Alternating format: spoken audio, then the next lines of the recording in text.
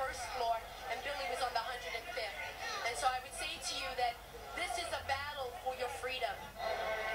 I was just looking at a few videos at YouTube and found that it's so funny that some people just start opposing or supporting anything without knowing any fact. And most of the people who are opposing or supporting are the people who just don't know or who have never been there or who will never be there, and they just start shouting at something. And I just found few videos, very interesting videos. There is an old guy who lives in London, and I I think he will never be in New York, or he has never been in New York, because he was shouting so loudly that the Islamization of America has started. It's a big country, and he is British. He has nothing to do with America, but he's so much concerned about America. He's so passionate.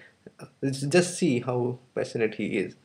All you Americans who've been following the Islamization of Europe from afar with horrified incredulity, if any of you are still nursing the cozy illusion that it could never happen in your country, it's time to wake up and rub those sleepy eyes, because the moment of truth has arrived. In case you haven't heard, there's a plan afoot to build a 13-story Islamic center and mosque a few yards from Ground Zero in New York.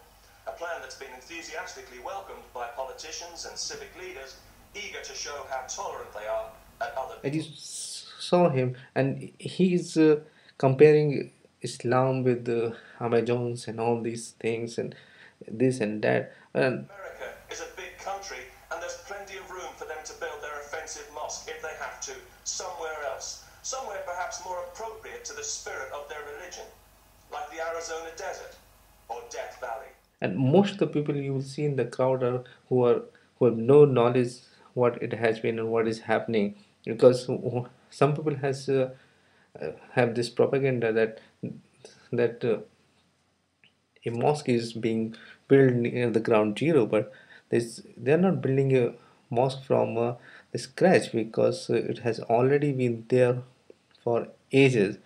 The it What they are doing is now they are making this whole building as a Islamic cultural center, but saying a cultural center become a center of jihad is too much, because if they have a center officially and registered, then all the security and intelligence agencies can have a track on what's happening in the center and who is studying there, what they are teaching.